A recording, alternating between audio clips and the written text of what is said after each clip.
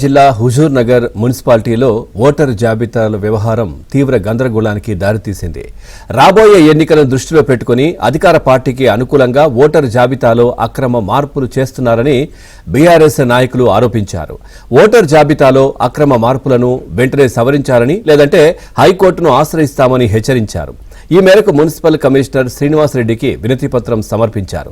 తప్పులను వెంటనే సరిదిద్దాలని కోరినట్లు బీఆర్ఎస్ నాయకులు తెలిపారు.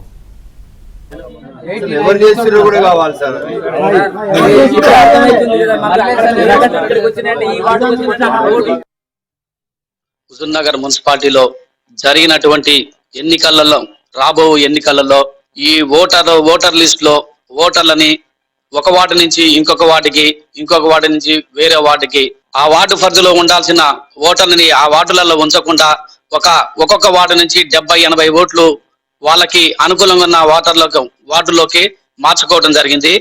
పోయిన నెలలో ఇదే మున్సిపాలిటీ నుంచి ఫస్ట్ విడత ఓటర్ జాబితా రిలీజ్ అయింది. ఆ ఓటర్ జాబితాలో సరిగా లేదని వివిధ వర్గాల నుంచి అఖిల పక్షాల నుంచి విమర్శలు ఎదురైతే మున్సిపల్ కమిషనర్ గారు ఈ అఖిల పక్షాలను పిలిపించి అదే మున్సిపాలిటీలో కూర్చోబెట్టి ఇప్పుడు గతంలో 2020లో జరిగినటువంటి ఓటర్ లిస్ట్ ని ప్రాతిపదికగా తీసుకొని అప్పుడు ఓటర్ మొత్తం ఏ వార్డు అయితే బౌండరీలో ఉందో అదే విధంగా చెప్పని అఖిల పక్షం మొత్తం ఏకగ్రీవంగా తీర్మానిస్తే మొన్న 3 రోజుల క్రితం రిలీజ్ అయిన ఓటర్ లిస్టు సక్రమంగానే ఉంది. ఆ వార్డుకు ఏ వార్డు ప్రజలు ఆ వార్డులోనే ఉన్నారు.